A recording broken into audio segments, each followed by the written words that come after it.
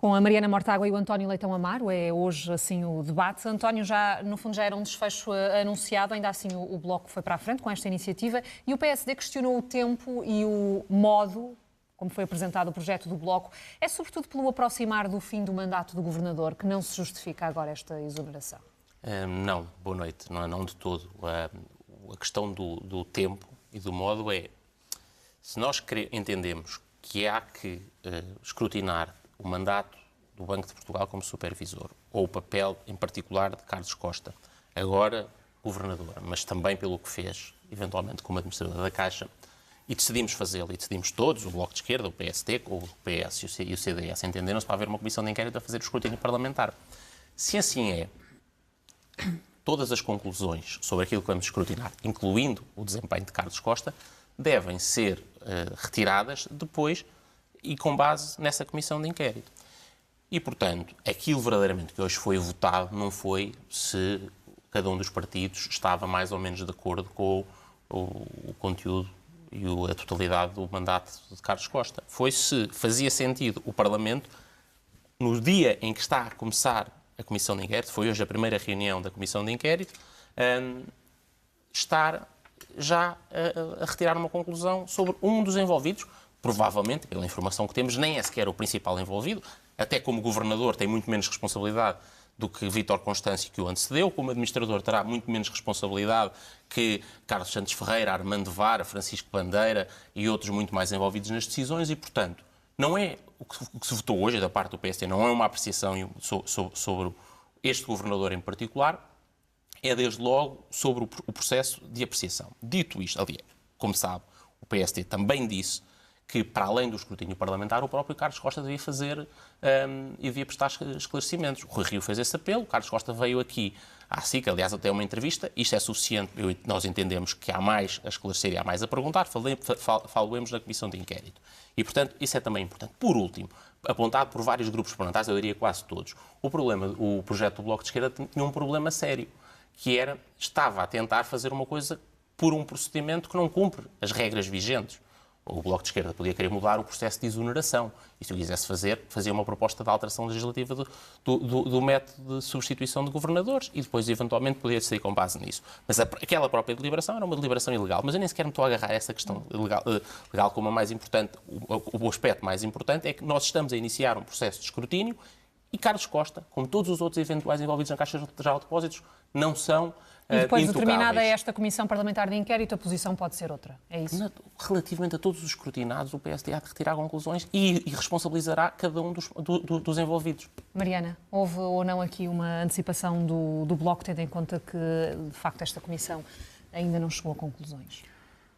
Bom, boa noite. Repare, se nós estivéssemos a avaliar o governador pela sua prestação enquanto governador e há dois critérios para um governador ser governador e para se manter como governador. É ter os requisitos necessários, é isso que a lei diz, ou não cometer nenhuma falha grave, nenhuma falta grave. E é com base nesses requisitos que duas instituições têm o poder de o exonerar. A primeira é o Ministério das Finanças, o Governo, que já agora é quem o nomeia, e a segunda é o Banco Central Europeu. E é isto que a lei diz. O governador tem que cumprir os requisitos inerentes à função, os requisitos necessários ao desempenho da função e não pode cometer falhas graves. Nós entendemos que o Banco de Portugal tem dois problemas. Não são exclusivos deste governador, eu acho, aliás, que se estendem ao anterior governador, mas é este o governador que está neste momento no Banco de Portugal. Tem, em primeiro lugar, um problema de competência, um problema da forma como lida com a banca e da forma como mais frequentemente se vê como parceiro da banca do que como supervisor da banca. Aliás, esta estação, a SIC, já fez várias reportagens de fundo sobre o Banco de Portugal e sobre a sua atuação no caso BES e ajudou e reforçou as conclusões da Comissão de Inquérito de que houve falhas graves na supervisão do caso BES, com consequências muito graves, entre elas o facto de se continuar a vender produtos financeiros aos balcões. A Comissão de Inquérito do BES concluiu por falhas graves. Essas falhas graves não foram... E nós, na sequência dessa Comissão de Inquérito, propusemos a exoneração de Carlos Costa com base em falhas graves. Continua a não ser suficiente para afastar o governador e os mesmos partidos que agora dizem que não afastam o governador porque não é avaliado, quando foi avaliado, não o afastaram. Há um segundo problema no Banco de Portugal, que é aquele que se coloca agora, em nosso ver, que é o problema de inimputabilidade. O facto de estar acima de qualquer escrutínio. Porque uma coisa é uma instituição ser independente, outra coisa é estar acima de qualquer escrutínio. O Banco de Portugal, na sequência do caso BES, Carlos Costa veio dizer que fez uma auditoria interna à prestação do Banco de Portugal. Essa auditoria ninguém a viu. Segundo se sabe, há uma ou duas pessoas dentro do Banco de Portugal com acesso a essa auditoria que também, tudo segundo se sabe, é muito crítica ao papel do Governador. Dá-nos um bom exemplo do que é o escrutínio à atividade do Banco de Portugal. Mas aqui o problema para o Bloco de Esquerda é outro. Nós não estamos a avaliar o papel de Carlos Costa enquanto banqueiro na Caixa Geral de Depósitos, até porque nós não temos elementos que nos permitam avaliar isso. O que nós dissemos é o seguinte: no dia em que se soube que havia problemas na Caixa Geral de Depósitos e que soube que houve decisões de crédito erradas, o Banco de Portugal veio dizer que ia avaliar a idoneidade daqueles que se justificasse. E, portanto, há ex-administradores cuja idoneidade está em processo de avaliação. Há até mais do que um que não tiveram aval de idoneidade para poder prosseguir as suas funções. Não é o caso de Carlos Costa, que não está a ser avaliado. O Banco de Portugal veio dizer, nesse momento, que não ia avaliar o Governador Carlos Costa. Porquê?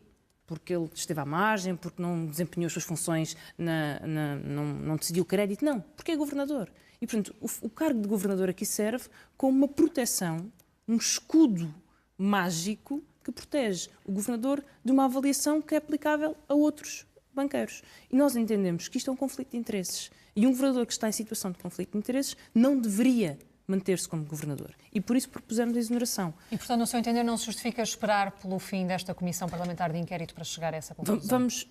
Há uma situação de conflito de interesses, que é haver uma pessoa que esteve envolvida num processo e ela não ser avaliada quanto à sua idoneidade, tal como antigos administradores que estiveram envolvidos. Isto para nós é suficiente. Mas esse processo já passou e já foi rejeitado. A exoneração por conflito de interesses foi rejeitada na Assembleia da República, portanto, vamos analisar qual foi o papel da Assembleia da República, não é o Banco de Portugal, essa avaliação de idoneidade já não vai existir, mas a Assembleia da República pode fazer essa avaliação. E eu não faço antecipações, pode apurar responsabilidades ou pode não apurar responsabilidades, mas uma coisa eu consigo garantir, ou quase garantir, ou prever, é mesmo que apure, o Governador não será exonerado. E porquê? Porque me parece que é uma proteção do Governador. Se o Governador não foi exonerado até aqui com todos os erros que cometeu enquanto Governador, o que é que nos leva a crer que os partidos que até agora têm rejeitado este afastamento e que têm protegido e têm reconduzido o Governador o vão exonerar? E, portanto, tenho muitas dúvidas que isso venha a acontecer, António, mas espero ser surpreendida. Em primeiro lugar, o Governador, isso é notícia pública, está sob avaliação interna no Banco de Portugal e no BCE por comissões de ética formadas por pessoas que são exteriores ao banco, ambas a avaliar a situação, os conflitos de interesse e irá retirar conclusões. Isso é notícia pública e creio que foi confirmado, aliás, até aqui na SIC.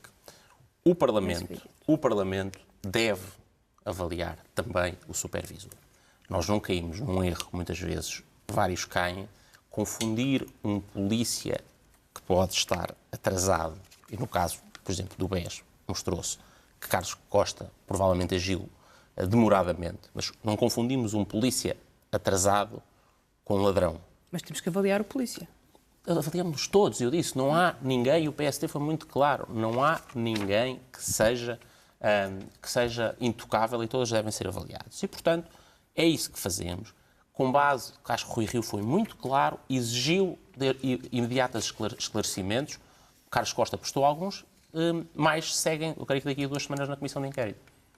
Vamos mudar de tema, vamos falar da ADSE. Hoje houve explicações da Presidente da ADSE no Parlamento com uma proposta, não foi bem uma proposta, no fundo foi um anúncio, António Leitão Amar, de uma solução para este problema que tem estado a ser discutido nas últimas semanas. Considera que está bem encaminhada a resolução para este braço de ferro entre a ADSE e os grupos privados? Boa noite. Nós não fazemos ideia. Nenhum de nós sabe, porque sabemos o mesmo que sabíamos antes, que há um conflito crescente e é mais um na saúde. É o conflito com prestadores que são contratados pela ADSE, há o conflito entre o Governo e prestadores também em regime de parceria público ou privada, mas há um dentro do Serviço Nacional de Saúde, que é o conflito entre o Governo e todos os parceiros profissionais. Nos últimos meses atingimos um nível de greves e de conflitualidade social de que não há memória, não há registro desses números. Mas pior do que isso, mais do que os conflitos que existem, são sinais evidentes de degradação. Tempos de espera que aumentam, número de cirurgias que diminuíram pela primeira vez no ano de 2018 e, portanto, dados já agora, aumento da utilização das urgências, que significa que os cuidados de saúde primária não estão a responder como deviam, e, portanto, sinais preocupantes que resultam de opções. Opções, desde logo, corte no investimento no Serviço Nacional de Saúde, decisões erradas relativamente ao horário de trabalho, tendo sido feitas promessas que depois não foram cumpridas e com, obviamente, um caos gerado, e muitos hospitais continuam com muito menos horas de trabalho disponível dos seus profissionais, mesmo estando a gastar mais, e depois o que parece ser uma incapacidade de negociá-lo. Repare, eu acho, aliás, o Presidente do PSD... Mas aqui, neste caso, o Presidente da ADSE diz que está para breve essa solução. Sara, está para breve há muito tempo e não havia problema nenhum. Nós vimos isso em outras áreas, vimos a promessa feita aos professores com o voto do Partido Socialista que iria ser pago todo o tempo e recuperado todo o tempo. Voto na Assembleia da República. Meses depois estavam a violar o compromisso. E, portanto, nós, por essas promessas, eu espero que haja uma eliminação ou uma redução gradual desta conflitualidade nas várias dimensões. Porque é evidente que o papel ou a posição da ADSE, isto é, dos seus beneficiários e dos que são contribuintes para o sistema, deve ser protegida. Portanto, as negociações devem ser exigentes e ninguém pode ficar na mão de ninguém. Agora, às tantas, fica-se completamente na mão quando se é tão incompetente a negociar que se fica sem alternativas. E, ao mesmo tempo que nós sabemos que se atingiu uma situação de quase ruptura e que o risco é de que os 1.200.000 beneficiários possam ir parar ao Serviço Nacional de Saúde, que toda a gente diz que não tem capacidade de resposta e que os que lá estão ainda ficam pior, o último ponto é este. É como é que é consistente uma ministra, um governo, já agora o Bloco de Esquerda, que por um lado dizem nós devemos acabar, o Bloco de Esquerda usou esta expressão, queremos um sistema de saúde e um serviço de saúde sem privados ou dominado pelo Estado. E, ao mesmo tempo, para os serviços que são utilizados pelos funcionários do Estado, funcionários públicos, que utilizam serviços privados, querem quase à pistola que haja uma utilização e um acesso a estes serviços privados. Portanto, há aqui um bocadinho de incoerência.